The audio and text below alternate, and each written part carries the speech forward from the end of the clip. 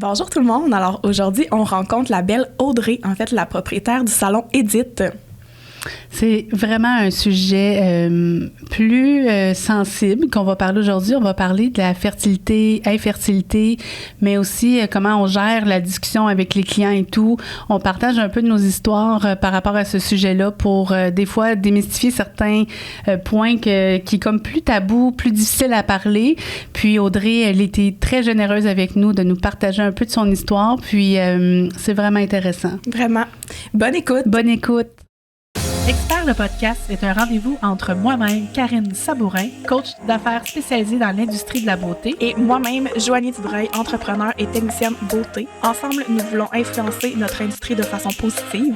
sous forme de discussion ou d'entrevue. Chaque épisode sera un partage de nos expertises et intérêts pour l'industrie de la beauté, le leadership et le volet entrepreneurial. Bienvenue dans notre salon. Salut Audrey! Allô. Alors, on est vraiment contente aujourd'hui que tu sois parmi nous. Merci d'avoir fait la route pour venir nous voir. Ça fait plaisir. Merci de votre invitation. En plus, tu as eu la pluie en arrivant. Oui, le déluge. Je suis toute trempe. On ne peut pas le voir, là, mais on le touche très bien. Je l'ai vu quand je t'ai donné mon câlin en arrivant. Un peu humide. Oui, vraiment.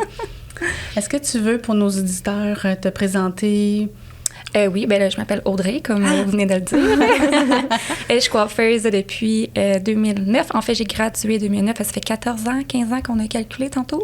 Wow. Je travaille au salon de ma maman, salon Edith à Pointe-aux-Trembles. Ça fait 50 ans qu'elle a son entreprise, donc je reprends son commerce.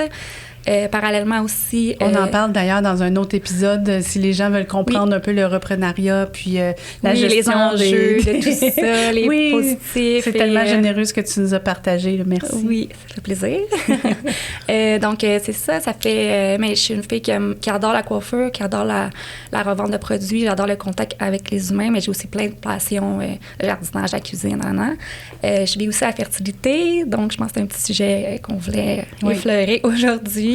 Les enjeux de continuer à travailler par rapport à vivre cette épreuve de vie. Oui, puis c'est tout le temps comme... c'est un sujet, puis j'apprécie vraiment que tu sois avec nous aujourd'hui parce que je t'ai choisi parce que t'oses en parler sur les réseaux sociaux, puis c'est tout le temps un sujet qui est vraiment sensible. On n'ose pas, des fois, aller dans cette sensibilité-là à cause de nos clients pour bien paraître, pour qu'ils sentent qu'on est performant au travail, pareil, même si on vit des choses. Donc, je trouve ça vraiment le fun que tu nous partages un peu de ton histoire. Puis, en travers ça, je vais partager un peu de mon histoire parce que ça m'a touchée, ça me touche vraiment beaucoup. Puis, c'est ça. Donc, à travers ce sujet qui est fertilité, infertilité, difficulté, maternité, on a eu plusieurs mamans qui sont des Airbus qui sont venus nous voir pour nous partager leur maternité qui a bien été, puis comment on gère l'entreprise. Mais on oublie aussi, des fois... dans l'ombre. Le avant. Qui peut être long et difficile, puis qu'on doit continuer notre vie. La vie, elle continue, là. Quand on dit ça, là, le salon ouvre, les clientes sont là, autant professionnellement que personnellement, là, la vie, elle continue. Elle continue vraiment beaucoup. Puis je me rappelle d'avoir eu des rendez-vous d'insémination ou des prises de sang ou me faire annoncer que ça n'a pas fonctionné ou des choses comme ça. Puis j'allais travailler après. Tu sais, aujourd'hui, je suis comme, mon Dieu, je suis tombée nounoune, j'aurais dû me prendre la journée de congé, mais on dirait que c'est comme... Dans l'émotion, sur le coup, let's go, ça va vite, puis on essaie de contrôler ce qu'on peut contrôler dans ça, puis que c'est difficile, tu sais. Mais je pense qu'il y a des fois aussi, pour avoir essayé les deux, d'aller travailler aussi, ça change les idées. Oui. Honnêtement, tu sais, justement, de se mettre en scène, puis de... Allô, ça va? Puis d'être obligé de faire ça, puis de parler d'autres choses. Moi, après 1 an et demi de tout ça, je crois que ça m'a fait du bien de ne pas arrêter de travailler. Est-ce que tu as le goût, avant qu'on aille plus loin, de nous expliquer, tu dis 1 an et demi, juste comme nous expliquer ton parcours de fertilité? Oui. Pour qu'on comprenne ton histoire, parce que chaque histoire est tellement différente, puis ça serait intéressant. Oui, en fait, l'histoire remonte quand j'avais 20 ans. Je me suis fait découvrir de l'endométriose. Et puis... donc là, on m'a fait une laparoscopie, on m'en a enlevé. Donc ensuite, j'ai vécu ma best life, ma best vingtaine. Pas de maux de ventre, tout allait bien.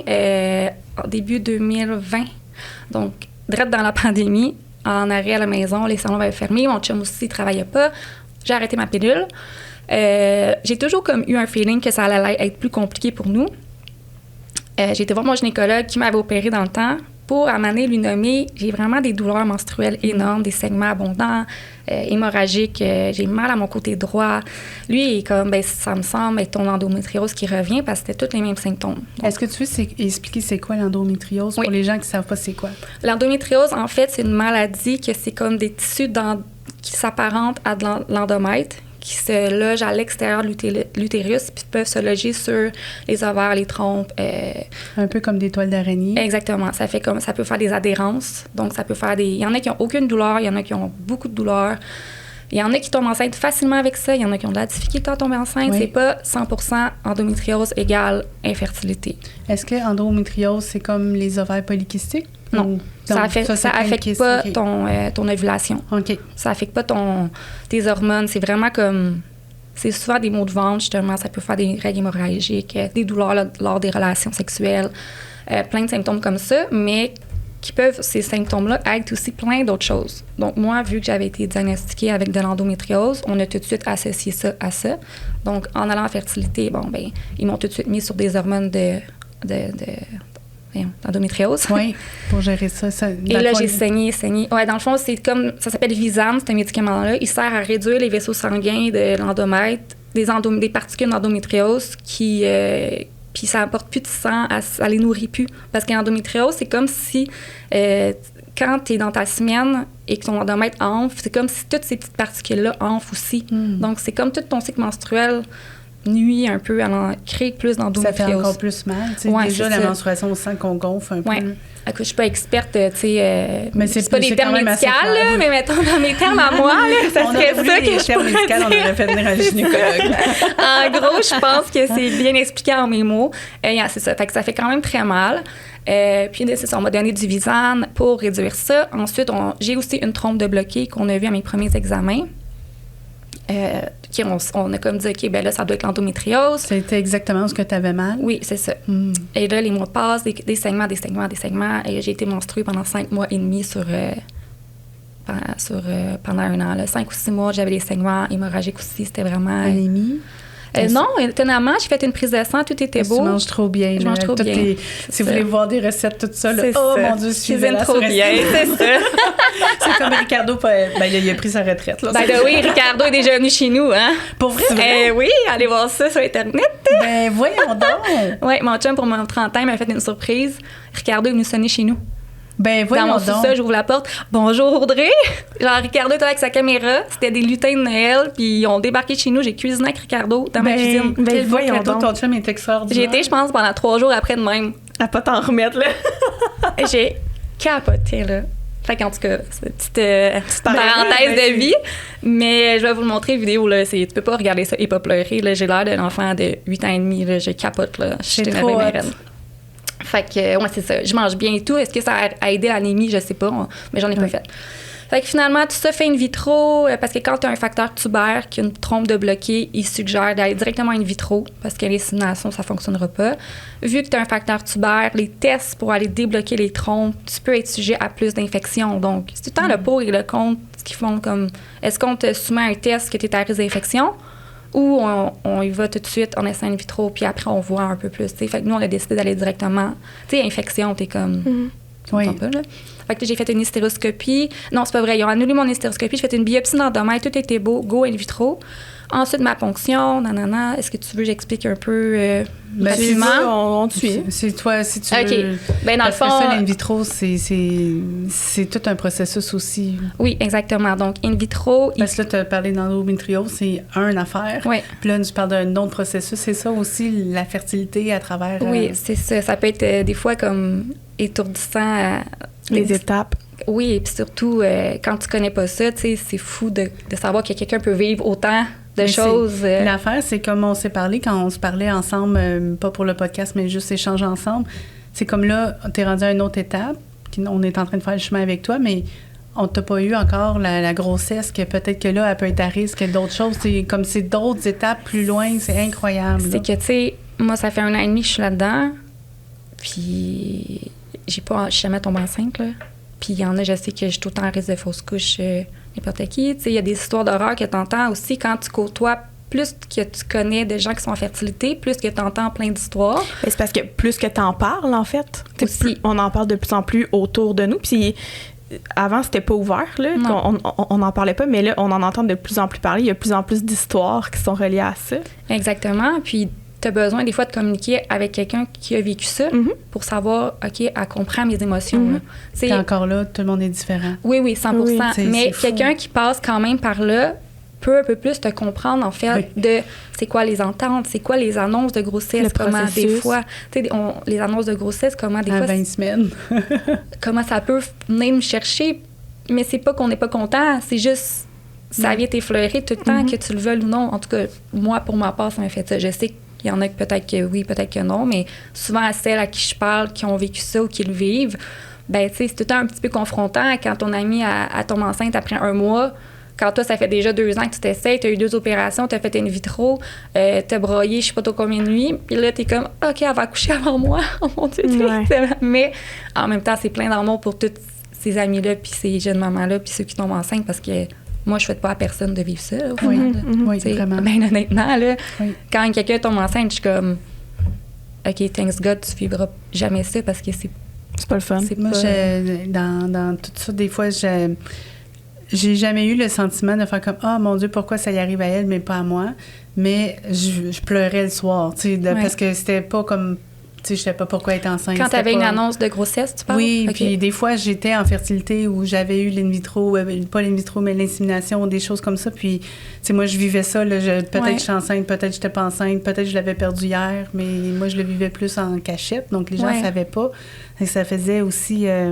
c'est ça. C'est que le soir, Est-ce que tu en parlais à tes amis proches, ta famille? Je suis quand même assez réservée parce que je gère pas... Je suis très, très sensible comme personne. On dirait quand on en parle trop, mais là, je viens comme impuissante dans ça, puis mon émotion est forte, on dirait que c'est comme neutre, puis je la joue douce, mais c'est pas bon nécessairement non plus, tu sais, sur plein de points, on en parlera. Aurais-tu aimé ça, mettons, le partager plus, finalement, ou j'ai de la misère à recevoir de l'empathie, ou tu sais, comment pauvre toi, ou comme, puis les gens sont maladroits des fois dans les phrases qu'ils disent, on dirait que je suis comme...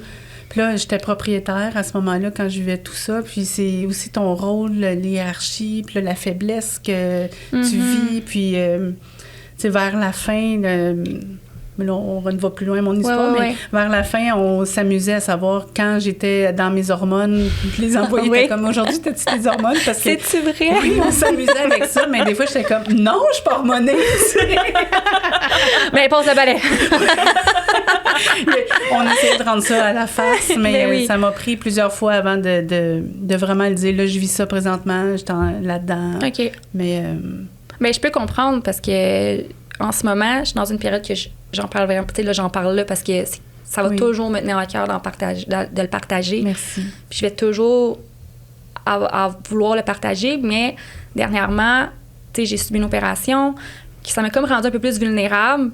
Puis c'est comme si, là, je réalise que j'ai moins le goût de le partager. Fait que même au salon, tu sais, je nomme moins qu'est-ce qui m'attend. J'ai pas l'intention, quand j'aurai un prochain transfert d'embryon, de le nommer comme avant, même pas à mes amis proches. Tu sais, j'ai vraiment comme le goût, là, de comme focusser sur autre chose, juste pour un peu me protéger, parce que aussi, je veux pas avoir le regard de pitié non plus. Ah, c'est ça. Puis c'est ce que j'ai trouvé dernièrement, à cause que là, c'est comme si mon histoire a tellement pris un élastique.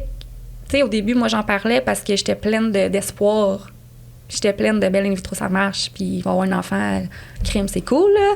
L'année prochaine, je vais avoir mon bébé, là. Non, tu sais, c'est pas demain, ça marche. Oh mon Dieu, toutes les nombres de fois où c'est comme, moi, en étant propriétaire, à un moment donné avec la comptable, j'étais comme, OK, je veux un congé de maternité, mais je veux gérer mon entreprise, pas mes clients. Comme je voulais que mes clients aillent avec mes collègues, puis j'étais comme, je vais monter mon salaire, même si je le prenais pas, pour payer les DAS, tout ça, les retenues à la source qu'on se fait enlever sur nos payes, pour être capable d'avoir un plus gros salaire, pour me permettre de prendre un an, puis pas stresser. On avait déjà parlé de ça à un moment donné, là, Puis, tu sais, aujourd'hui, je suis comme... Je vais sacrer, mais calisse, je l'ai payé au gouvernement, puis j'ai même pas eu, tu sais, comme ça crée des dépenses de l'entreprise. Ça m'avait fait du bien quand tu m'avais dit ça. Parce que moi aussi, souvent, j'étais comme, quand je vais être enceinte, puis elle m'avait comme dit, tu sais, ça sert. Je sais pas dans quel mot que tu m'avais nommé ça, là. Fait que je vais répéter des mots, mais c'est pas exactement ce que tu m'avais dit, mais c'était comme. Moi aussi, j'ai fait ça pendant tant d'années, puis regarde, tu sais, à un moment donné, la vie m'a envoyé d'autres choses. Puis j'ai comme fait, c'est vrai, je suis plus moi aussi dans l'attente de... Je pense que c'était dans ton recrutement d'entreprise, c'était comme je vais attendre avant de recruter pour comme parce que là, je veux mettre mon énergie, puis quand je serai enceinte, je ferai ça. Exactement. Puis c'est comme de mettre un épisode sur ce moment-là qui arrivera peut-être pas. Puis je suis vraiment plate parce que même quelqu'un qui me dit je veux tomber enceinte, bien, c'est comme même pas de moment sur ta maternité parce que là, tu pars cette belle aventure qui est comme toute naïvement. Mais on l'a toute partie naïvement, cette histoire. Puis on sait pas quand est-ce que ça arrive. Parce que moi, en fait, ça fait 3 ans que je suis dans le processus d'essai d'avoir un enfant. Puis je suis aussi dans un suivi. Faut faire l'amour. Non, ça, c'est une joke plate que je me faisais dire par mon père. Je l'adore, mais je suis comme... Oui, papa, on le sait. Mets tes jambes des airs.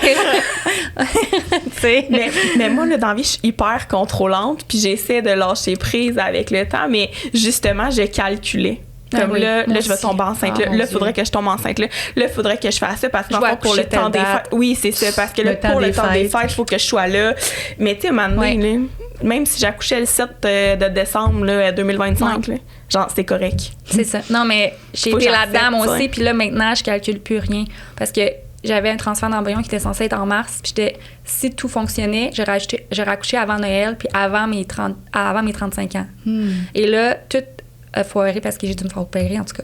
Fait que là, c'est comme, OK, la barrière mentale du 35 ans et Noël. Puis là, depuis ça, je me fais plus jamais.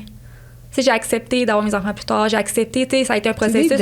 C'est ça. J'ai accepté que ça se peut, j'ai mes enfants à 40, puis ça sera ça. Il y en a plein de femmes qui ont des enfants à 40 ans maintenant. Puis c'est correct. Je les trouve belles et merveilleuses, tu sais. Puis nous, dans la coiffure, on a la chance, pareil, d'avoir une petite micro-société. Donc, moi, j'ai beaucoup de clientes plus âgées qui ont eu leur enfant plus tard, puis ils ont toutes aimé ça.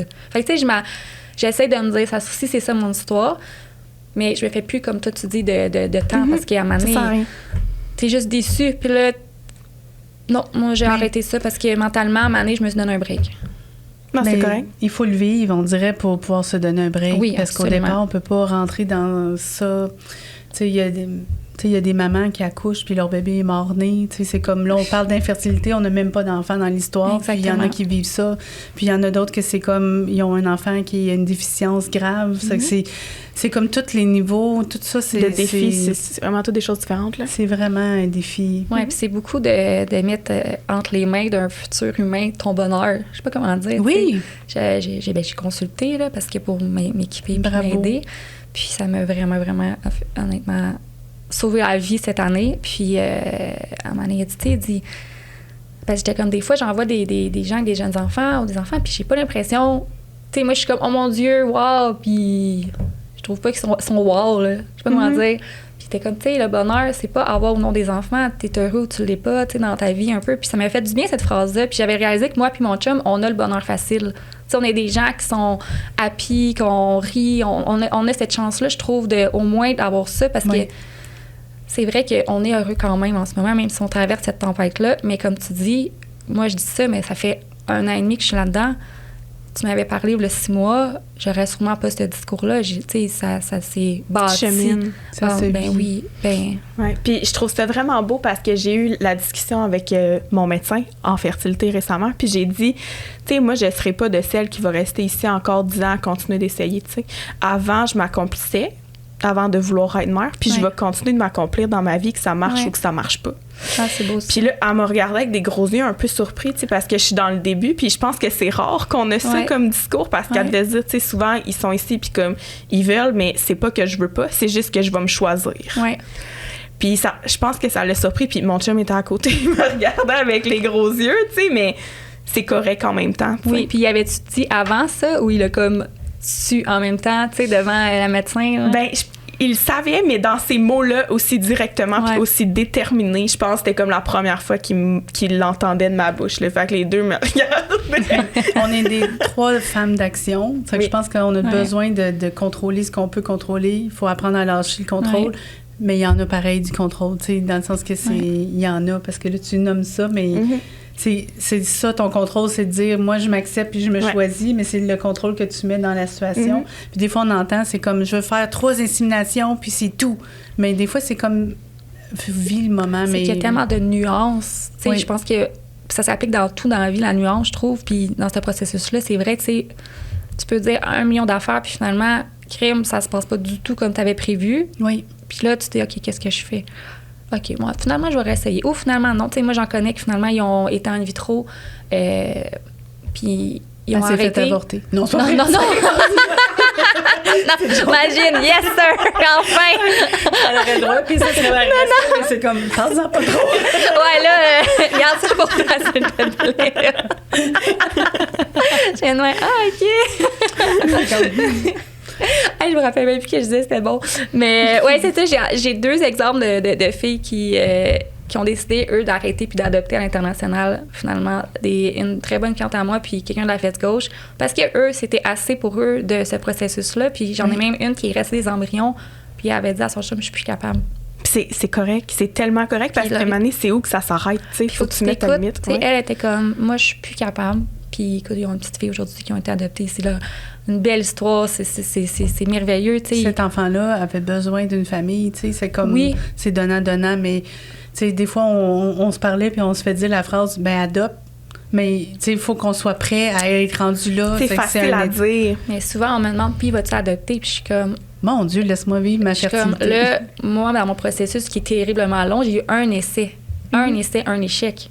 Tu sais, comme, je suis pas rendue là. Je te dis pas que je veux pas adopter, mais, tu sais, c'est pas, ah oui, je vais adopter demain. Non, adopter, c'est aussi... C'est long. C'est très long, c'est des grosses démarches, c'est des coûts. Ça se passe pas tout le temps comme... ça se passe encore quasiment moins comme tu veux, là, parce que c'est... Mais t'as d'autres enjeux, oui, là. T'as d'autres enjeux à penser, à dire comme... Tu sais, ton enfant ne sera pas le tien. Est-ce que tu vas le voir comme le tien? Il y a un suivi psychologique qui va avec. Exactement. Puis il y a plusieurs façons aussi de faire une adoption. Tu sais, soit que tu passes par une banque mixte avec la protection de la jeunesse, une adoption directe, sinon il y a adoption à l'international. Fait que tu sais, il y a plusieurs comme possibilités. Ouais. Puis à voir comment vous avez envie de le vivre aussi, puis si vous avez envie de le vivre, tu sais. Oui, parce qu'il y en a que c'est non tout de suite, il y en a que c'est oui, il y en a que c'est peut-être. Moi, je dis oui, mais encore là, ça me dépend. Oui. Je sais pas, je peux pas te répondre à pas ça. là, Je suis pas là. Puis tu sais, des fois, les gens, dans les phrases malaisantes, c'est comme, ben, t'as pas des neveux, des nièces, tu sais, qui peuvent combler ce besoin-là. Puis là, ça va être une bonne tati. Oui, mais t'es comme, OK. Mais moi, j'ai pas de frères et sœurs, fait que on n'a pas, moi puis mon chum, de neveux nièces, fait que non. Mais c'est comme c'est non. La réponse à cette question, c'est non. Puis, là, je pars à une autre question qui n'a pas rapport avec le moment, mais est-ce que vous pensez des fois plus tard, comme, tu sais, quand on devient à 60 ans, 70 ans, je sais qu'on fait pas des enfants pour cet âge-là, parce qu'on peut se faire renier par nos enfants. Exactement. Fait que c'est comme il y a plein, mais est-ce que des fois, ça si on se visualise pas d'enfant à cet âge-là, ben, naturellement, à un moment donné, ça vient, oui, parce que je sais pas si je vais être capable de... Là, je suis dans une belle passe, puis je me sens bien. Fait que c'est le fun de se sentir comme ça, mais il y a des moments que ça va moins bien. Mais je pense que oui, je me visualise quand même sans enfant plus tard, puis je veux pas voir ma vie malheureuse à cause de ça, parce que j'ai des modèles de femmes autour de moi qui n'ont pas d'enfants, puis qui s'épanouissent, sont heureuses. Puis il y en a qui ont des enfants, puis comme tu disais tantôt, il y en a qui ne parlent pas leur enfant, il y en a qui ont, tu sais, c'est tellement d'histoires. On dirait que j'essaie moins de me projeter plus loin aussi, peut-être, dernièrement. Tous mes amis ont des enfants de comme... Ben, j'ai plein d'amis de tous les âges, là, mais mes amis, mettons, de base, de secondaire, qu'on a vieilli, ils ont des enfants de 14 à 8 ans. Puis c'est toujours comme... Je sais même pas qu'est-ce que je voulais dire. Par rapport à si tu te voyais dans 60 ans, tu disais... Non, attends, là, je suis On a trop de choses à dire sur ce sujet. Hein. Moi, j'ai répondu à ta question, puis je pense que c'était pas clair. Ben, oui, parce que je me suis dit après, oh mon Dieu. Je sais pas qu'est-ce que je voulais dire, mais... Tu visualises-tu, mettons... si tu avais un enfant de cet âge-là, c'est ça que tu voulais dire? Non. Non? Je sais pas qu'est-ce que je voulais dire. Ça va sûrement te revenir. Ça va revenir parce que je les aime, leurs enfants. Moi, je suis un petit peu à la même place que toi là-dedans, tu sais, puis c'est drôle parce que hier soir, je mangeais avec mon chum, puis il m'a dit, parce que moi et mon chum, on a 15 ans de différence. Okay. Donc moi, j'ai 30, fait que lui, il est dans la quarantaine. Il a 15 ans. Mon Dieu, faudrait pas. Puis il me disait, toi, plus tard, mettons, tu vois ça comment, genre, notre vie de couple? Puis là, j'étais comme, tu sais, moi, dans le fond, je suis heureuse dans ma relation actuellement, dans mes conditions de vie maintenant. Ouais. Je vais continuer de l'être avec ou sans enfant, peu importe. C'est sûr que, bon, dans une démarche comme ça, on espère, mais la journée où est-ce que où est-ce qu'on va décider ensemble que c'est terminé puis qu'on arrête ça pour nous, ben je vais être correct aussi, tu sais, parce que je suis heureuse en ce moment. Puis je vais continuer de l'être quand même, je vais continuer de m'accomplir, on va avoir d'autres projets puis ça va être correct, tu sais. Ben, moi aussi, c'est le genre de discussion que j'ai avec mon chum dernièrement parce que j'étais comme, on a une belle vie, tu sais, j'ai tout pour être heureuse, j'ai un travail que j'aime. Tu sais, mon travail m'a vraiment sauvé la vie cette année. J'ai réalisé, là, j'ai dû diminuer mes heures, mais ça m'a vraiment, je suis chanceuse d'avoir cet amour-là à mon travail puis d'aimer ça. Mon chum, ça va super bien, on a une maison. D'avoir la flexibilité avec nos clientes, tu sais, on est vraiment chanceuses dans notre industrie. Qui nous aime, tu sais, mes clientes, nos clients, ils nous aiment tellement, mais ils nous apportent, on leur apporte beaucoup, tu sais, c'est comme donnant. Ils s'en rendent peut-être même pas compte, mais comment ils me font du bien au quotidien, tu sais. Moi, je pense que c'est nous autres qui est gâtés des avoirs, parce que des fois, ils partent, ils nous ont transmis leur histoire, ils racontent leur potin, tout ça. Puis là, après, ils partent, puis t'es comme, elle m'a transmis ça, elle m'a donné ça, puis moi, on prend ce qu'on a besoin. Oui, mais on dirait que c'est comme toujours les bonnes personnes. Oui, vraiment. Au bon moment. Puis, c'est ça, puis moi, c'est ça qu'on disait avec mon chum, c'est que je vis ma vie le plus jour le jour. Encore là, mon petit Jacques, je le salue. Allô, Jacques? On veut aller voir, est-ce que tu prends des nouveaux clients? Pascal, eux autres, qui appellent ça. Jour le jour, parce que moi, j'avais beaucoup d'anxiété à avoir un transfert d'embryon négatif. Tu sais, vraiment, je trouvais ça difficile. Moi, j'ai des fibromes, je m'en fais enlever 2 cette année. Je me suis fait enlever mes 2 trompes. Là, tu sais, je vous show de ça comme ça, mais ça a été ça dans mon année, tu sais. Donc là, c'est comme moi, j'ai juste in vitro qui me reste à vie. Faut genre, tu sais, c'est comme, OK, là, on enlève des coches de l'histoire, là, comme ça m'arrivera jamais d'avoir une grossesse naturelle. Ça, c'est ça. Puis là, j'ai mes fibromes, c'est ça, il y en a un qui est revenu, j'ai dû me refaire enlever en 5 mois. Là, je suis comme, OK, mon corps fait des fibromes. Puis tu peux pas avoir de fibromes. Tu peux pas avoir d'enfant avec les fibromes que j'avais. Tu n'as pas le choix de te faire enlever. Puis c'est ça, Jacques me dit, aujourd'hui, t'as pas une mauvaise nouvelle. Aujourd'hui, tes fibromes ne nuisent pas. Aujourd'hui, t'as ci, aujourd'hui, ça. Fait que souvent, je me dis, OK, aujourd'hui, là, j'ai-tu une mauvaise nouvelle? Non. Je suis en santé? Oui. Tu sais, souvent, on dirait que je me répète. Tu relativises. Je dis, hey, aujourd'hui, ça va bien. J'ai une belle journée devant moi. C'est un beau cadeau pour tous tes volets de la vie. Et j'essaie de l'appliquer. Puis depuis, on dirait que j'applique ça. Honnêtement, je me sens mieux. Parce que c'est vrai que des fois, on a tellement peur de ce qui nous attend qu'on profite peut-être pas de notre journée. Mais on a une maudite belle journée, mettons, là, tu sais. C'est drôle, moi, dans mon épisode, là, j'ai plus d'utérus, rien, je suis en processus d'adoption, c'est que c'est comme, en même temps, je sais pas, je vais adopter, j'ai juste comme ouvert la porte, puis je suis curieuse de voir comment moi je suis là-dedans. Mais moi, je vis de l'anxiété un peu avec comment je vais me définir comme personne, parce que c'est... Là, il y a vraiment un deuil, c'est vraiment fini. Là, l'adoption, tu sais, c'est comme... Moi, ça me challenge. Oui, c'est plein de deuil tout le temps, puis j'en ai vécu plein, puis on dirait, des fois, j'ai porté, j'étais comme, OK, on passe à l'autre appel, OK, reste le positif, puis je suis quelqu'un de positif, mais à un moment donné, t'es comme, mon Dieu Seigneur, mais... C'est parce que c'est juste des mauvaises nouvelles, là. Oui, et tu sais, j'aime pas assez les enfants pour dire, comme, emmenez vos enfants chez nous, là, c'est comme, mon Dieu, élevez-les, quand même. Non, mais tu veux, tu sais... Si je vais adopter, ils vont dire, telle journée, dans tel podcast, elle a dit cette phrase-là, et là là! Pas sûr. Tu voulais dire quoi par là? On l'analyse. Mais moi, souvent, je veux pas les enfants des autres, tu sais, que ça soit par adoption ou naturel, je veux mes enfants à moi. Parce que quand mes amis tombent enceintes, c'est plus la maternité que je suis comme hâte d'annoncer. Mais un coup que le bébé est là, moi, je les aime, les enfants de mes amis, je suis contente de les voir, j'aime ça qu'ils viennent chez nous, parce qu'au final, c'est pas son bébé que je veux, tu sais, je veux, moi, avoir soit mon bébé naturel ou un jour... C'est la connexion. Adopter un enfant. Moi, la chose qui me fait vivre le plus d'émotions, c'est comme il y a une annonce à la télé, c'est une personne âgée, puis là, il prend ses sacs d'épicerie, il s'entraîne, ça dure pas long, mais là, tu sais pas qu'est-ce qui s'en va, puis là, le printemps arrive, la COVID, on peut sortir, on peut revoir nos grands-parents, puis là, il prend sa petite fille, puis il est comme, c'est pour ça que je m'entraînais à tous les jours, tu sais, pour ce moment-là. Mais ça, là, ça me fait pleurer à tout coup. Ou quand je vois comme des parents qui sont fiers de leur enfant dans une estrade, je pense pas que je serais la mère qui serait bonne dans une estrade, mais cette espèce de fierté de ton enfant qui se dépasse, puis de l'encourager, puis tout ça, puis je sais qu'on peut le retrouver avec d'autres mondes. Je coach des gens, je suis fière de tout le monde, mais à la fin de la journée, je suis quand même toute seule dans mon bain, là, tu sais. Cette phrase-là, j'ai tellement dit souvent, à la fin de la journée, c'est moi qui suis seule dans mon lit avec mes émotions. Ça, c'est vrai, tu sais. Tu vas bien beau mettre ton masque toute la journée, le soir, quand t'arrives dans ton lit, dans ton bain, t'es là, bon. Comment je me gère, moi, maintenant, là, tu sais? Oui, parce que c'est moi avec moi-même. Tu sais, j'ai un chum, puis il est super gentil, là. C'est pas ça, j'ai envoie de l'amour, là. C'est pas... Mais ça reste quand même moi avec moi-même. Tu sais, lui, il a un enfant. C'est un deuil que t'as dû faire aussi, là. Tu sais, faire enlever l'utérus, ça reste que là, c'est comme... Tu sais, il y a pas what's next après, là.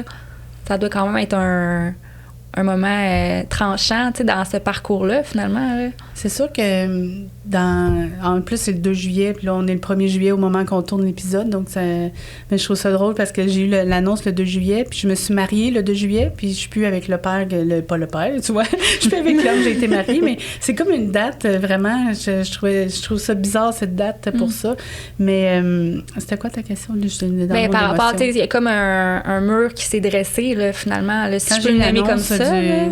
Oui, mais quand tu as l'annonce comme du cancer de l'utérus, ben là, la fertilité prend le bord. C'est comme, là, mon utérus, il est la santé pourri, est la priorité. Là. Oui, là, c'est pourri, c'est dégueulasse. C'est comme... En plus, je l'ai vu à l'écran parce que dans le processus, j'étais avec un gynécologue pendant un bout, puis là, il me traitait, puis à un moment donné, je sentais qu'il n'était pas à la hauteur, peut-être, tu sais, il voulait me faire comme me mettre en ménopause, des affaires pour donner un break à mon corps, puis le faire remettre comme jeune, mettons. Puis là, j'étais là, peut-être que c'est la bonne technique, mais on dirait que je la sentais pas, puis il faut s'écouter dans le processus, là, pour de vrai, tout le monde, là. Il n'y a pas de bonne manière. S'il y a un doute, c'est correct de dire non, qu'on veut pas un test, ou oui, vraiment. Ça, je m'écoutais toujours, moi, elle me disait, comme, aujourd'hui, ben ça me tente pas de refaire l'insémination, ça me tente pas de rien faire. Je suis comme en ce moment, je veux vivre ma vie comme si je sais pas avoir d'enfant, puis demain on verra comment ça. Mais j'ai changé de gynécologue. Dans le fond, j'ai eu l'annonce comme en juillet. J'ai changé de gynécologue en mai. Ils m'ont fait une biopsie. Mais moi, j'ai fait au moins une dizaine de biopsies. C'est comme ils enlèvent un morceau puis ils analysent. De l'endomètre? De l'endomètre, oui. Puis chaque fois, c'était comme... j'ai jamais rien eu de problématique, là, mais il y avait comme mon endomètre était trop épais. Donc, ils me donnaient des médicaments pour l'amincir. Après ça, il y avait des petites anomalies. Puis là, ils m'ont dit, on voit quelque chose. C'est que là, ils m'ont envoyé pour aller avec la caméra à l'intérieur. Je sais pas les noms. Sûrement que c'est ça. T'es très bonne. Dans le col là, de l'utérus. Ils ont tout été dans la paroi. Puis au fond, c'était tout rose. Ça avait l'air d'un beau nuage. Ils me mettaient ça sur l'écran. Puis j'étais contente de le voir. Puis là, j'avais une couverte chauffante, service de reine.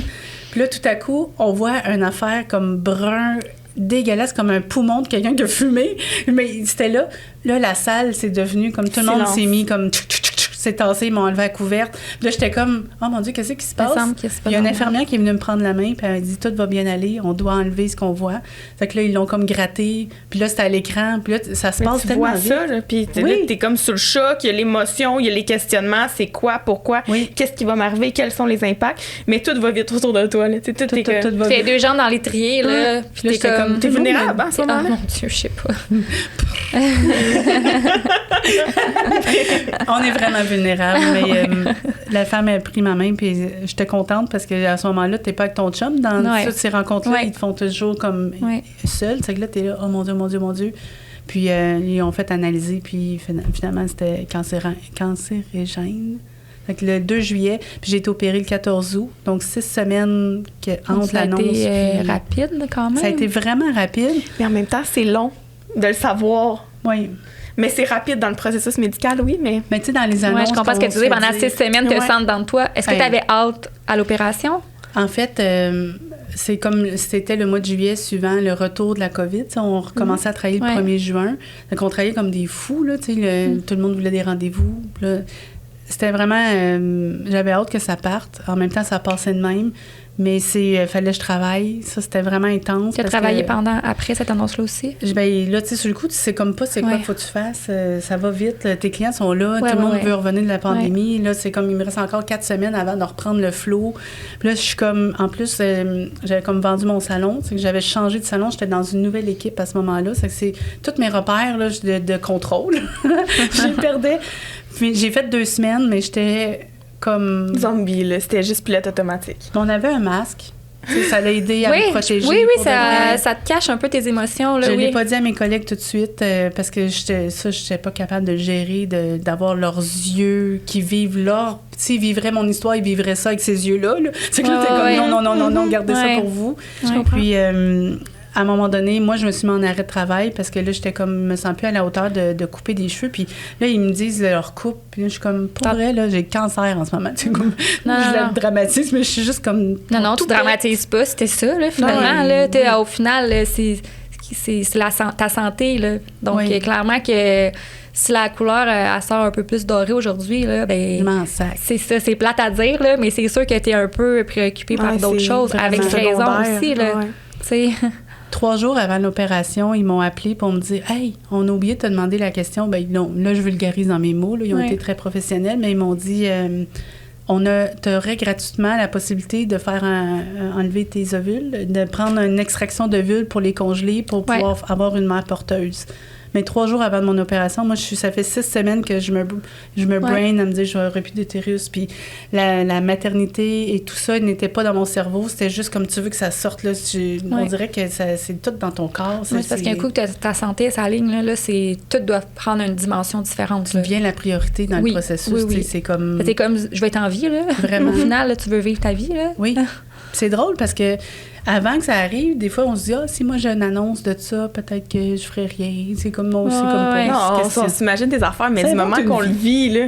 Hey, tu veux vivre autre chose, c'est important. Puis je vivais chaque moment avec le monde. J'ai vu toutes mes amies ont été vraiment présents, comme si c'était le dernier, comme si j'allais mourir à l'opération. Mais je pense que la personne que j'étais est morte. Puis je suis ressuscitée. Je me suis réveillée là, je vais partout, là, mais dans la salle de réveil, j'avais les yeux tout croûtés. Puis là, la personne, elle arrive et elle commence à me nettoyer le visage pour enlever la croûte. J'ai ri, mais là, j'ai fait tu sais, là, j'avais comme l'amnésie puis tout ça. C'est droguer ma raide, là, c'est l'anesthésie. L'anesthésie. Qu'est-ce que t'as dit? Amnésie. J'étais là, je sais pas c'est quoi cette affaire-là, mais c'est sûrement pas ça. Mais puis j'ai croqué dans la vie à ce moment-là. J'ai fait comme je suis vivante, j'ai une chance de revivre. C'est ça. En santé. Je suis en santé. Mais les 3 jours avant, il m'appelle pour me dire ça. Ça faisait retarder mon opération si je faisais ça. Parce qu'il fallait attendre ton prochain cycle d'ovulation, dans le fond. Puis là, t'es comme... J'ai dit non. Ça fait déjà 6 semaines, toi, t'attendais après ça. Là. Oui, c'était vraiment... Puis tu sais qu'il y a quelque chose en dedans de toi qui est pourri, comme tu dis, tu sais. Fait que t'as envie de plus avoir ça. Ça va-tu aller plus loin? Oui. Chaque journée qui passe, t'es comme, j'espère que ça prend pas de l'expansion. J'imagine que c'est ça que tu dois dire. Puis ils m'ont enlevé les trompes, puis ils m'ont enlevé toutes les ganglions. J'ai plus rien, donc je suis à ménopause maintenant. Mais ils ont tout enlevé parce qu'ils disaient qu'il y a des pourcentages de chances que ça revienne plus loin, plus tard, même si c'est enlevé. Là, t'es comme... Non. Hey, enlevez-moi tout. On diminue le pourcentage, oui. C'est ça. Mais maintenant, je suis libre de menstruation et c'est comme le... Est-ce que c'était par la paroscopie qu'ils t'ont fait ça ou ils t'ont... Oui, ils ont fait... Ben, c'est un robot qui a opéré. Puis ça, c'est vraiment cool. Mais je suis comme... J'ai presque pas de cicatrice par rapport à ça, mais ils ont enlevé par rapport à mon utérus. Donc, vu que j'ai plus de colle, ils ont fait sortir ça. Ma cicatrice est surtout dans mon fond de vagin. OK. Là, moi, je vais voir le médecin par la suite. Je suis comme... Y a-t-il une façon qu'on lave ça, un vagin qui a plus d'utérus puis de rien?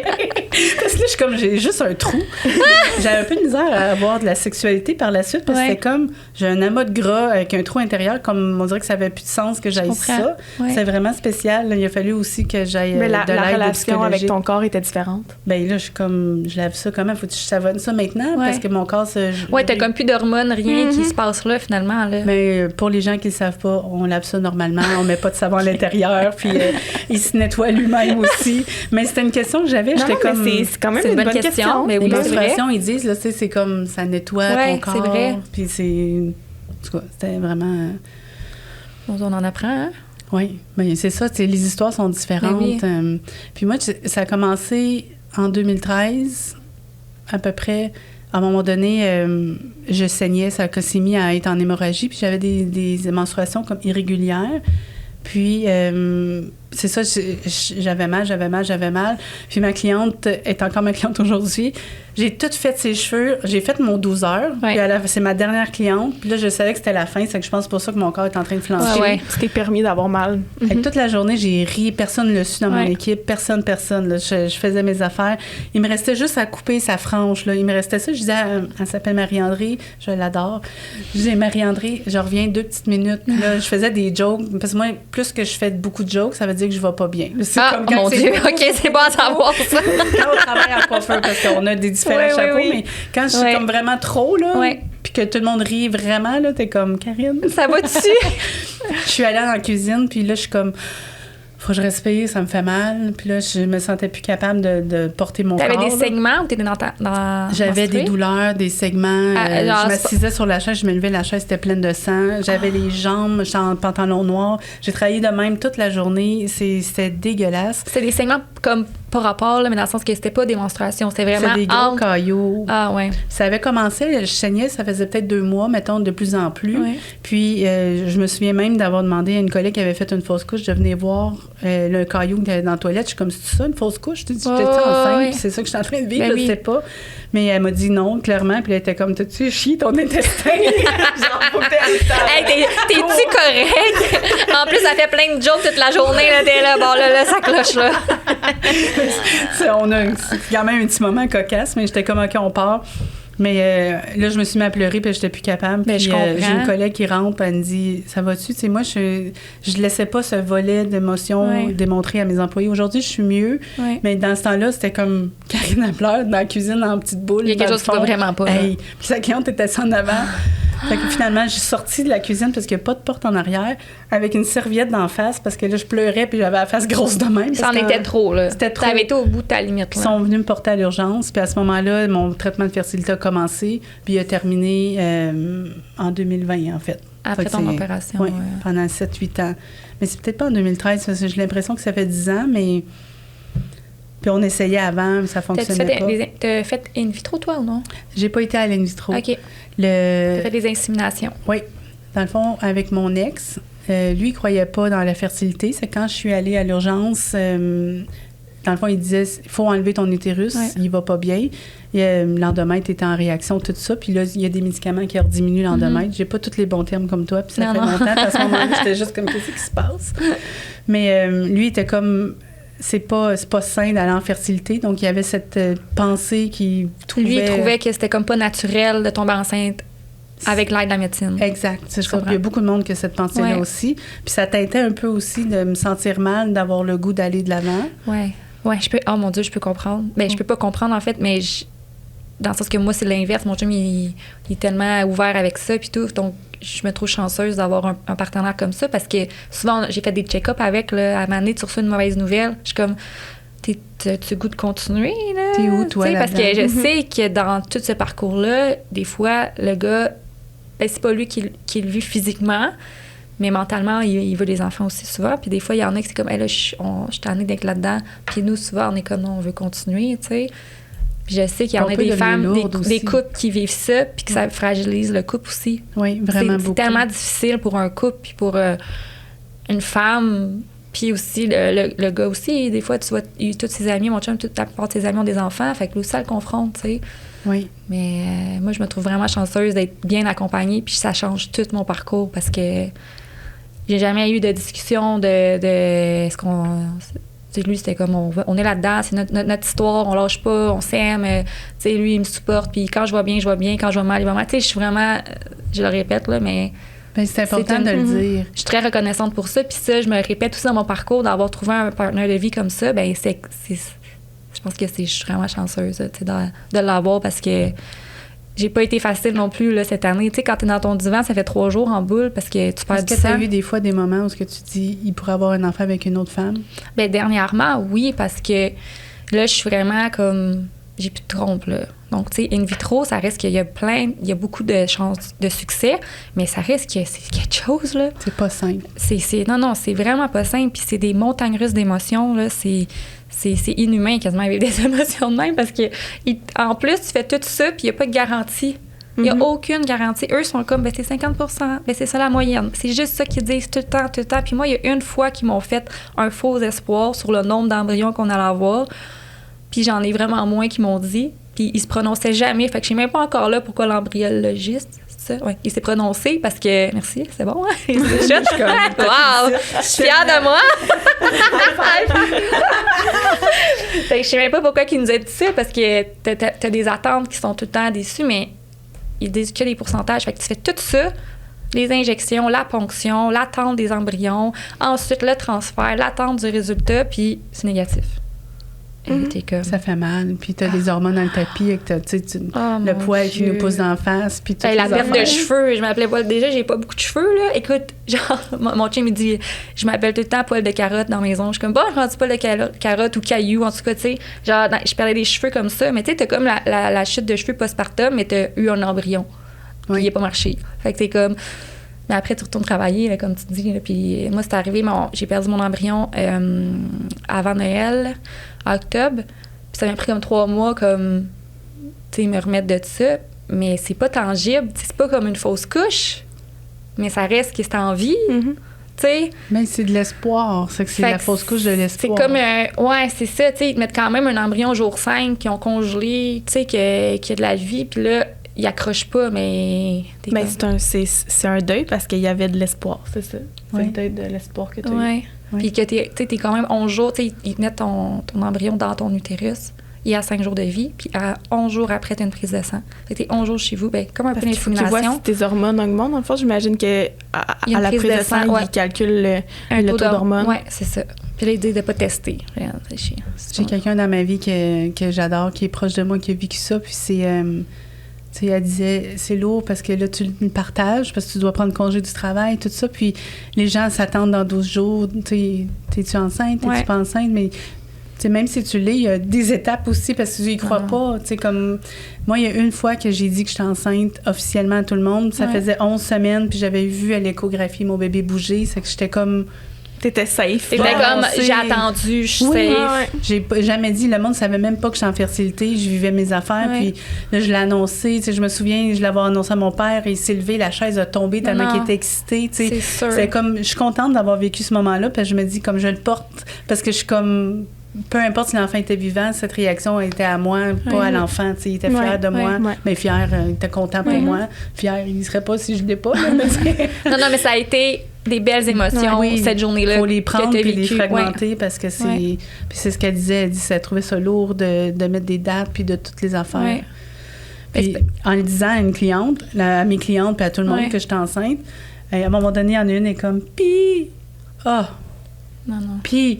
Je suis partie à pleurer 45 minutes aux toilettes, puis qu'on se... Tu sais, là, parce que la face, ça enfle dès que t'as de l'émotion. Là. Mais c'est parce qu'il vient qu'à un moment donné, tu gardes ça en dedans. Puis, comme on dit, dans notre métier, t'entres enceinte, mais comme ça fait, ça fait du bien. Mais à un moment donné, il y a comme le couvercle, il top, là. Tu sais, il y a des limites. Moi, j'ai ralenti mes journées de travail en janvier parce que je pouvais plus continuer à, tu sais, mettre le chapeau là, de « Allô, ça va? » aussi souvent dans la semaine, j'avais besoin de me reposer. Tu sais, tu te sens fatiguée. Bravo d'avoir fait ça. Mais j'ai la chance de pouvoir le faire parce que j'ai vraiment, tu sais, au salon, on est vraiment bien entourés. On est 4 coiffeuses.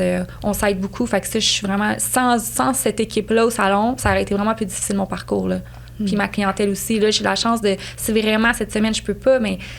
Il y a d'autres gens au salon, puis les clientes connaissent toutes les autres filles. Fait que ça, c'est vraiment un privilège que j'ai dans mon histoire d'avoir... Si j'étais travailleur autonome, probablement que ça aurait été plus difficile à conjuguer tout ça. Là. Mais ouais, à un moment donné, tu ralentis parce que... En même temps, il faut trouver comment on peut faire. C'est des essais-erreurs. Tu le sais pas. T'sais, tant que tu l'essaies pas, finalement, tu sais pas ce qui te fait du bien. Moi, c'est ce que j'ai réalisé. Quand je venais me faire annoncer que je devais me faire enlever mes 2 trompes, mon chum travaille une fin de semaine sur 2, souvent de soir. Fait que t'as une fin de semaine sur 2 que je dois comme m'entertainer, là, tu sais. T'es comme, OK, je reste toute seule chez nous en fin de semaine puis je rumine. T'appelles Ricardo? J'appelle Ricardo, mon grand pote. Mon BFF. D'ailleurs, il s'est très bien chiqué. J'ai arrivé au Salon du Livre. Il a dit « Ben oui, c'était-tu le fun chez vous? » On est vraiment amis. En tout cas, parenthèse.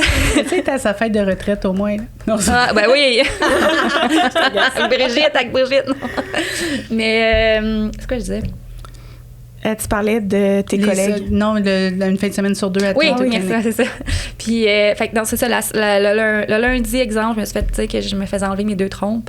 Puis, comme pour mon chum, c'est un soulagement parce que quand tu as des facteurs tubaires qui appellent, bon, ben, puis que tu as du liquide dans tes trompes, ce qu'on soupçonnait que j'avais, ce liquide-là flush ton embryon. Ça s'appelle les trompes hydrosalpinx. Là, je nomme des termes, là. Mais moi, si personne m'avait nommé de ce terme-là, c'est moi qui ai poussé pour me faire enlever mes trompes, finalement. Puis au final, tant mieux, parce que quand ils ont vu, il était plein de liquide, donc ils auraient flushé mes embryons. À chaque fois? Oui, c'est ce liquide-là, il est nocif pour l'embryon. Fait que c'est vraiment, vraiment nocif, là. Peu de filles en fertilité, en in vitro, tombent enceintes quand ils ont des facteurs tubaires qui s'adonnent avec des hydrosalpinx. Terme médical, on ferme la parenthèse. Mais c'est intéressant. Ouais. C'est tellement tabou puis comme incompris. Ben moi, si personne ne l'avait nommé que les trompes hydrosalpinx, parce que eux, je leur nommais, c'est-tu une trompe hydrosalpinx? Il me disait souvent, ah oui, mais t'as pas de liquide dans l'utérus, on va te faire un deuxième transfert d'embryon. Puis finalement, j'ai dû annuler mon transfert d'embryon pour me faire enlever d'autres fibromes. Puis là, je me dis, bon, je me refais opérer une deuxième fois, enlevez-moi ça, là.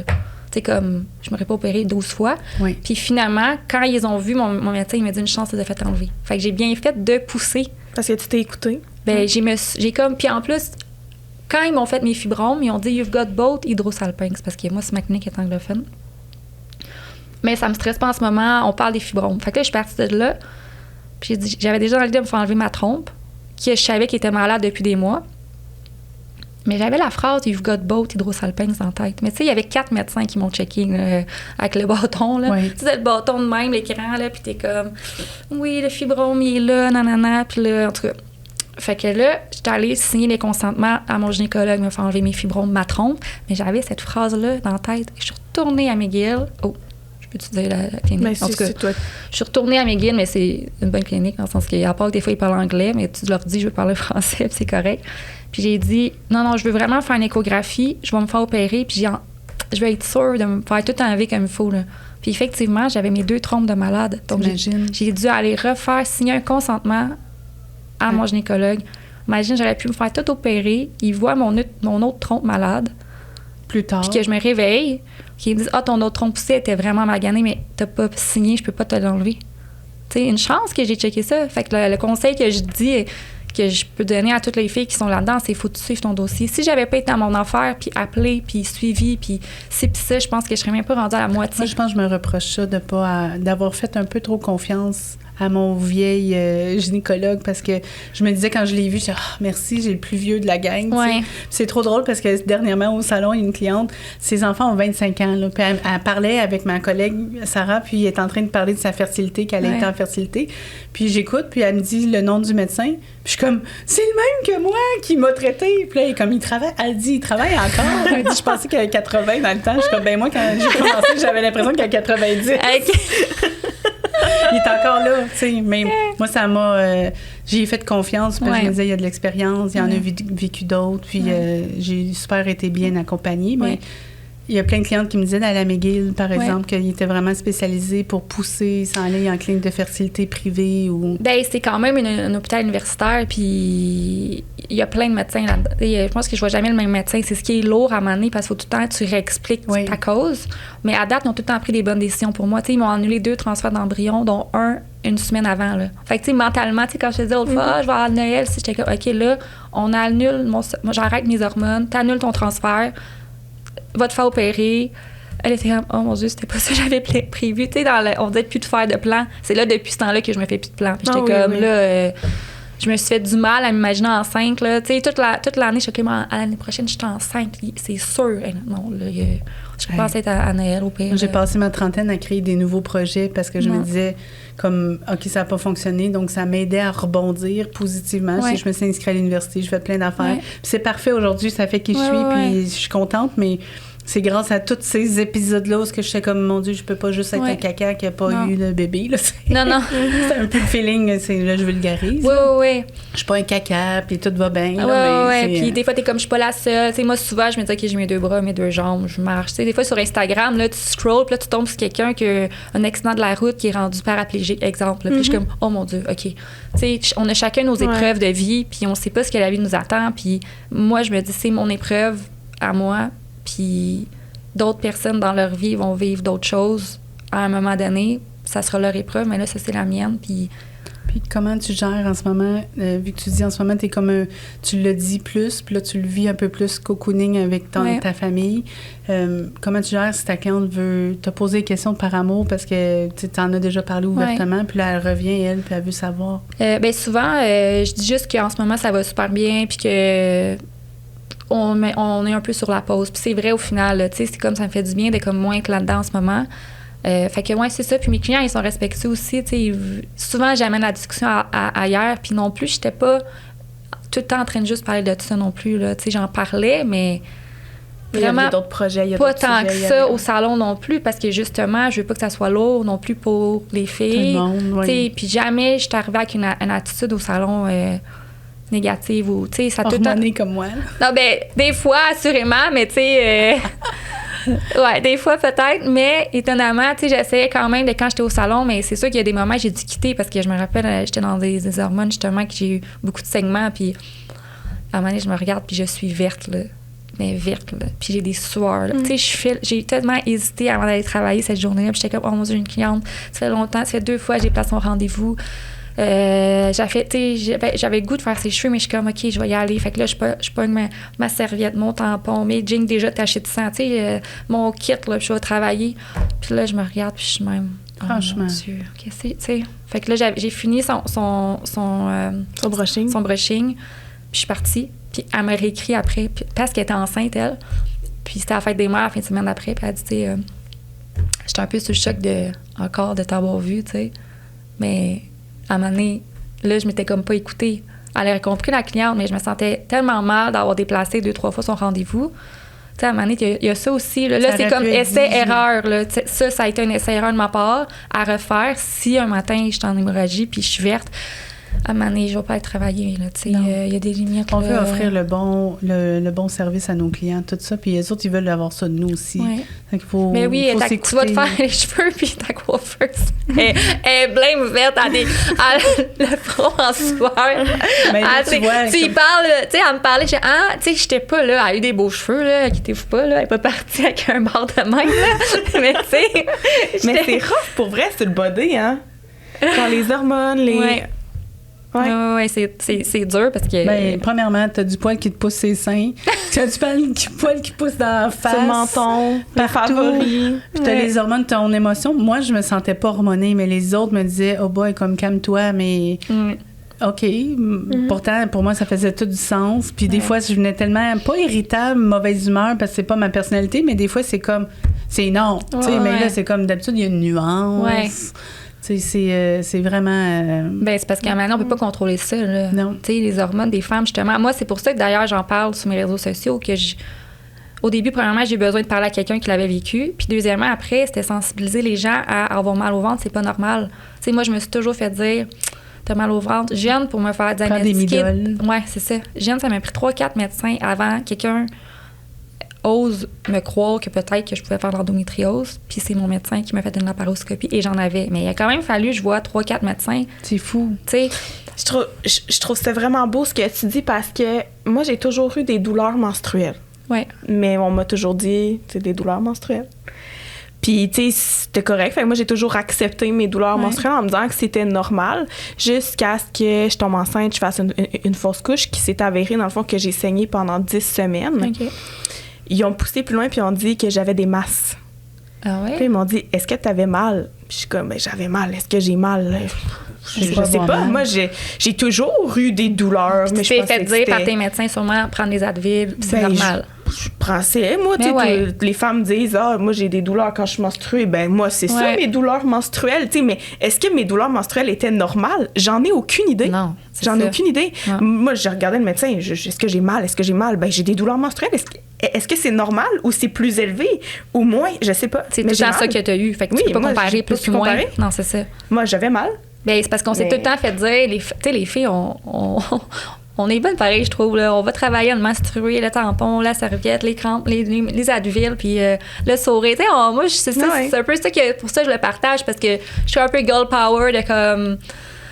On vit tout ça, les règles, les femmes. Il y en a qui l'ont pire que d'autres, mais c'est vrai, c'est pas vrai qu'avoir des hémorragies à chaque mois, puis d'être obligé de prendre congé, puis d'être obligé de prendre des médicaments pendant 4 jours, que c'est normal. C'est ce que... en parlant, puis en m'informant, puis justement, moi, j'avais des fibromes dans ma cavité utérine, ça faisait des douleurs extrêmes, et abondantes. On m'a dit que c'était mon endométriose. Mais avant, on me croyait même pas que j'avais l'endométriose. Mais tu sais, c'est comme... Fait que moi, jeune, j'ai tout le temps eu mal au ventre, mais c'était pas normal. C'est pas normal d'avoir mal quand t'as des relations sexuelles. Tu sais, c'est pas normal d'avoir des hémorragies à chaque mois, des gros cailloux. Oui, il y a des femmes qui peuvent en avoir, mais il y a des traitements pour ça, puis je pense qu'il faut pousser pour trouver un bon médecin qui va te prendre en charge, puis qui va vouloir te soulager. Puis malheureusement, des fois, c'est pas toujours le cas. Moi, là, ça va vraiment bien. J'ai 3 médecins, ils sont genre... T'es bien accompagné. Oh mon Dieu, ils sont vraiment fins, ils sont bons, ils sont... J'adore ça. Tes masses, on sait finalement, c'est dû à quoi? Ou? C'est des nodules. Pour le moment, ils sont pas cancérigènes. Mais, Ils sont où, dans l'utérus ou non, ils sont sur mes ovaires. OK. Fait que si on va chercher mes ovaires, ben en fait, si on va opérer mes masses, on va partir avec mes ovaires. Fait que je serai plus fertile. Elles sont collées sur tes... Oui, la façon qu'ils sont placés. Fait que là, je suis comme un peu fourrée. Peut-être que tu pourrais poser la question pour, comme moi, vu que c'est peut-être nécessaire de les enlever, peut-être pas, tout dépendant du processus. Pour le moment, ils sont corrects, mais ils diminuent. Fait que, ils sont comme... Avec ils sont ton en variation, menstruel, c'est ça. Fait qu'ils suivent ça, mais pour le moment, j'ai pas vraiment de réponse encore, outre que j'ai des masses. J'ai des nodules, qu'on appelle. C'est quoi un nodule? C'est un kiss? C'est un kiss qui est solide. C'est OK. comme un morceau, je dirais, de gras dur. Là. C'est un amas, ouais, mais il est solide. Une tétine intérieure.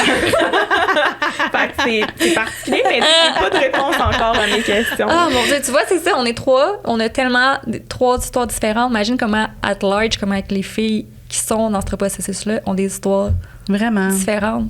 Vraiment. Puis, le temps avance vraiment gros. Puis, en ce moment, on n'a même pas effleuré plein d'affaires. Là. C'est comme trop de sujets par rapport à ça, mais c'est riche.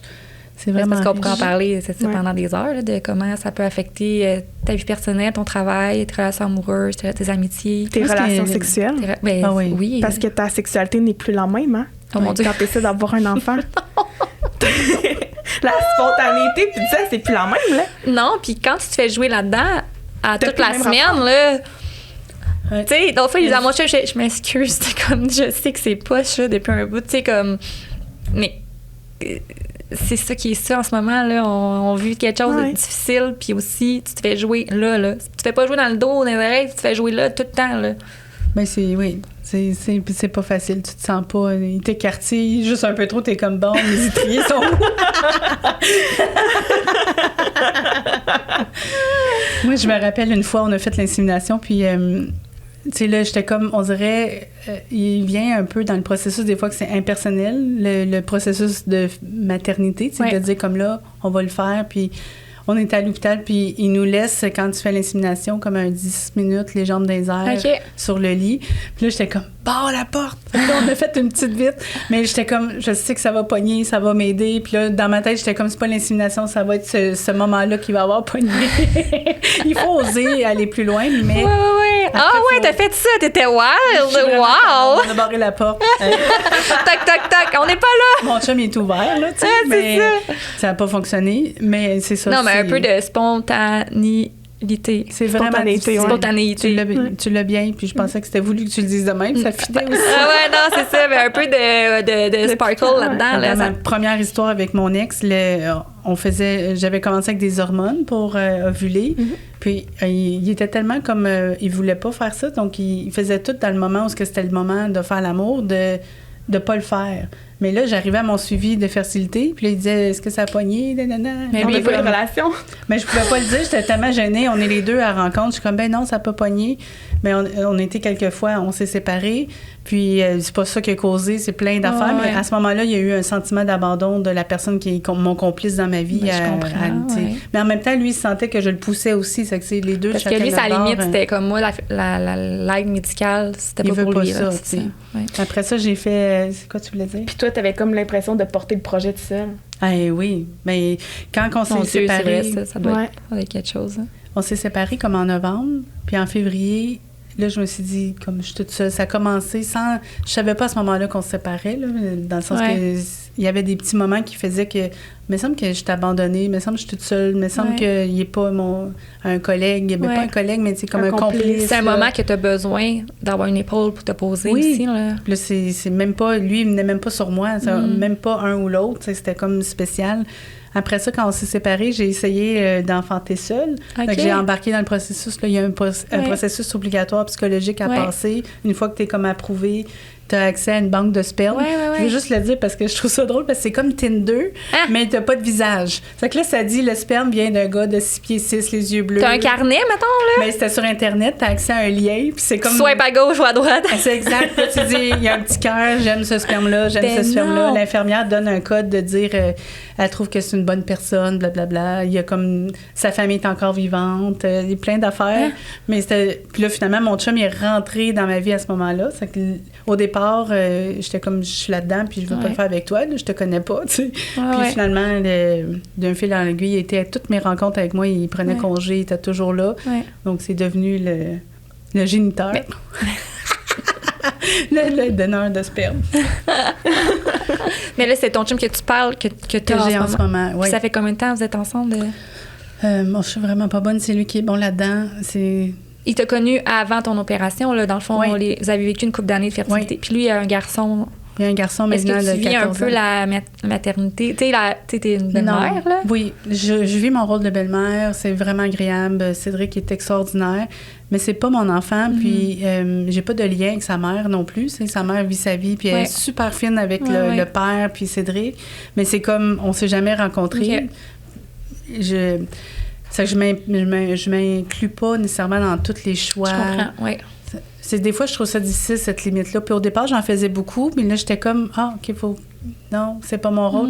Parce que on s'aime comme si c'était mon fils, puis comme j'étais sa mère, mais il y a une ligne très mince qui fait qu'on peut se cracher dessus en même temps aussi. Puis des fois, c'est ça, je sais pas comment l'expliquer, mais je vis un beau moment, mais...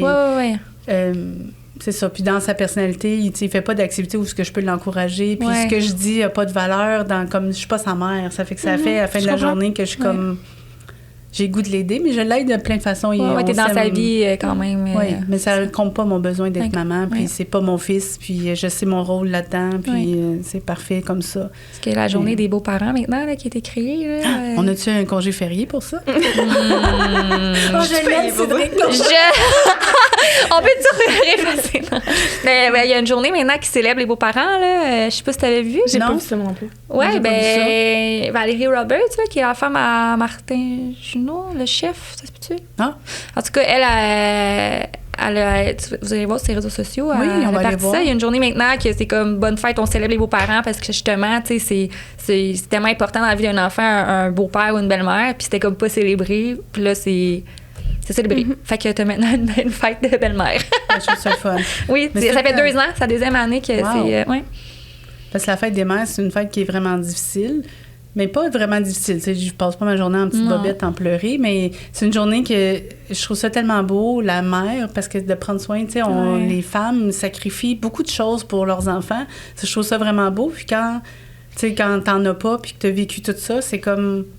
On dirait que cette journée-là est bizarre. La signification n'est pas la même. Oui, elle est vraiment pleine d'émotions. Mais être beau-parent, c'est tout un privilège aussi, vraiment. C'est le fun, mais c'est... Non, ça efface pas. Demain, mon chum me quitte, son fils aussi. Tu sais, c'est comme... c'est vraiment spécial, cette relation d'amour partagé. Oui, c'est vraiment... C'est des beaux sujets. Merci beaucoup. Merci. Oui, on pourrait, c'est ça. On pourrait en parler. Il y a tellement de termes médicaux et tout. Si on veut terminer pour donner comme un conseil, parce que dans notre industrie, à cause qu'on travaille avec des clients, puis on est toujours comme en sur scène, comme tu as nommé tantôt, pour la fertilité, il y a plein de conseils, mais pour nous, comme professionnels qui vivent ces choses-là, quels conseils on pourrait donner? Parce qu'il y en a qui ont peur d'avoir des enfants pour perdre leurs clients, perdre ce qu'ils ont construit. Ça, je l'entends souvent. Il y en a qui ont peur de le dire parce que l'émotion est trop haute. C'est ça. C'est...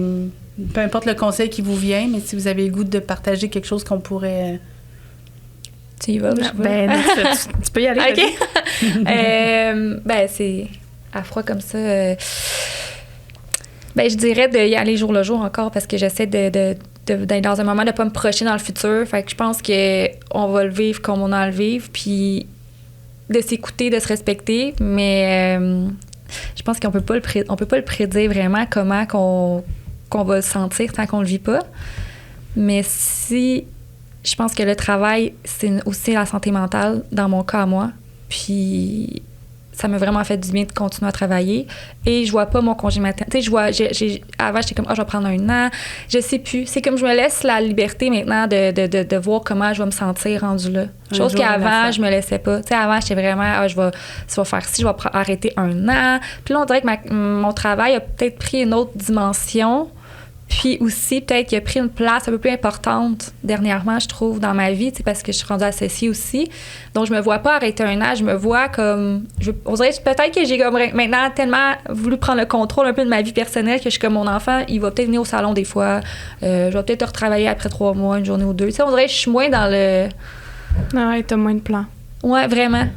C'est un beau cadeau. Ouais. Mais moi aussi, je dirais ça. Respecte-toi, écoute-toi. Je dirais vraiment ça à la personne qui nous écoute. Respecte-toi, écoute-toi, suis ton feeling. Puis comme, c'est correct s'il y a des changements, si ça varie, si aujourd'hui t'as envie d'en parler, puis demain t'as pas envie, tu sais. Je pense que c'est juste d'y aller puis de respecter ça. Ouais. Moi, ce que je dirais, c'est investir en toi, dans le sens que l'aide psychologique, peu importe si c'est une bonne amie, mon Dieu, oui. une bonne Ça, écoute de quelqu'un, mais moi, j'avais besoin d'une psy, puis elle m'a fait du bien, puis j'ai pu ventiler dans une session de sécurité, puis de pas me sentir jugée. Donc, ça m'a fait du bien. Moi aussi, ça l'a aidé à rendre ça doux dans la douleur qu'on peut vivre. Puis la douleur est OK. Tu sais, on se disait avant l'épisode, si on pleure parce qu'on sait qu'on vit tous nos moments. On n'a pas été là, puis c'était OK. Puis si on allait dans des larmes, c'était OK aussi. Tu sais, c'est comme... On a quand même été en surface dans le processus. Donc, je pense que ça nous a protégés. Là, mais, ouais, peut-être. T'as raison, ouais. Mais c'est parce qu'il y a tellement d'émotions fortes reliées à ça. Puis juste pour revenir à une autre conclusion, ça me fait penser, consulter. Je pense que toi aussi, t'as été chercher de l'aide. C'est vraiment, mais je pense que c'est nécessaire d'essayer d'aller consulter à un moment quand on sent qu'on en a besoin, parce que il y a les gens qui nous entourent, à un moment donné, n'ont plus de mots. Tu sais, les gens ont leur vie aussi. Puis c'est comme des fois, tu te sens vraiment isolé. Quand tu vas aller en voyage, ça va marcher. Quand tu vas travailler moins, ça va marcher. Pense-y plus! Toi, toi, là, c'est comme t'es propriétaire, t'es pas une maman. Là, c'est comme, toi, t'as pas d'enfant parce que t'es femme d'affaires. Toi, t'es ici. Ouais, mon cousin, ça a marché. Puis quand ils ont arrêté, après 2 ans, mais je suis comme... Ben, je m'en sac de ton cousin. Moi, tu sais, non, mais tu sais, dans le sens que je suis comme, oui, mais merci. Ça s'applique pas à moi, mais merci, mais tu sais, mais d'être entourée, honnêtement, un autre conseil que je peux donner, c'est de t'entourer des gens qui te font du bien. Tu sais, moi, j'ai besoin de m'entourer de gens positifs, de gens qui me rendent bien. Tu sais, t'as besoin de te bâtir un petit cocon parce que c'est vraiment pas facile. C'est OK de dire non à certaines personnes le temps du processus. Exactement. Puis ces personnes-là seront là plus tard si c'est les bonnes personnes. Ça aussi. Il y a des amis que des fois, je suis comme, ça fait tellement longtemps que j'ai pas vu, qu'il y a tellement de choses à raconter que j'ai même pas goût d'aller raconter tout ça. Tu sais, là, oui, on en parle, là, mais tu sais, une amie, il y en a un souper, puis, ah mon Dieu, c'est parce qu'à un moment donné, c'est comme pas joyeux. Fait que des amis, des fois, je suis comme, en ce moment, je suis fragile, mais j'ai hâte qu'on se voit, mais c'est vrai que je suis fragile. Fait que j'aime mieux, finalement, contrôler un peu ma fragilité. Chose qu'avant, je faisais peut-être moins, tu sais. Tu contrôles ce que tu peux contrôler. Ouais, j'essaie. Ça, c'est un beau cadeau. Ouais, vraiment. Merci à vous d'avoir permis qu'on parle de ce petit sujet. Un petit. Bonne journée. Merci, bonne journée. Bye.